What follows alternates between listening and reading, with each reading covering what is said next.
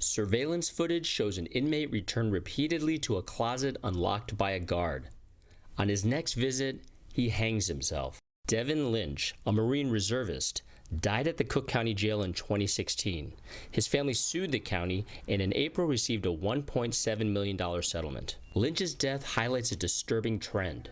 Inmate suicides have become a growing problem in many U.S. jails as more mentally ill and drug-addicted people land behind bars. This problem has never been as bad as it is today.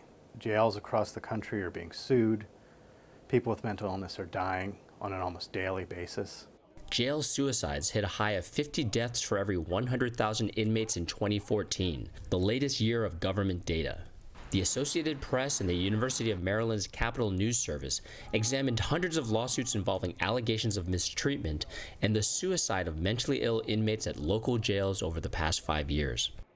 In case after case, jails are accused of refusing inmates medication, ignoring cries for help, imposing harsh conditions, and failing to monitor inmates who might harm themselves. She had so much more to live for and so much left to do. MELANY ZOUMADAKIS' daughter suffered from mental illness. TANNA Jo FILLMORE was arrested in November 2016 for violating probation in a drug case. Her family says while in jail, she was denied her prescription medications despite repeated pleas and threats of suicide. On the 9th day, she hanged herself with a bedsheet. The Duchesne County Sheriff declined to discuss the case due to a pending lawsuit. I want to see change in these jails. I don't want any other parent to do this. This has a special moment. In Dane SHIKMAN's case, a son lost his mother. Elizabeth GAUNT, who had a history of mental illness and substance abuse, was acting erratically when she was taken to the Lake County Jail in Northern California in 2015. The 56-year-old former social worker was placed in a sobering cell with a surveillance camera, and she was supposed to be checked every 15 minutes.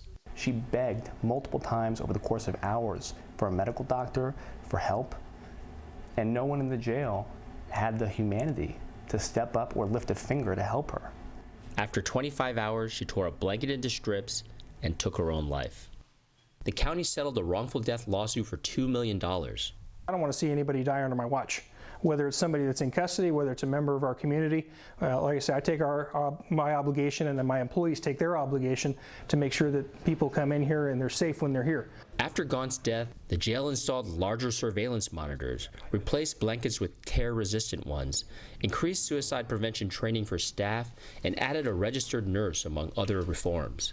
John SNOOK of the Treatment Advocacy Center applauds jailers for taking action, but calls it a Band-Aid on a gaping wound. So the reality, if you want to fix a jail, build more hospital beds. We'll never give up the fight. With fewer psychiatric hospitals left in the country, any solutions come too late for parents like MELANY ZOUMADAKIS. Terry Che, Associated Press.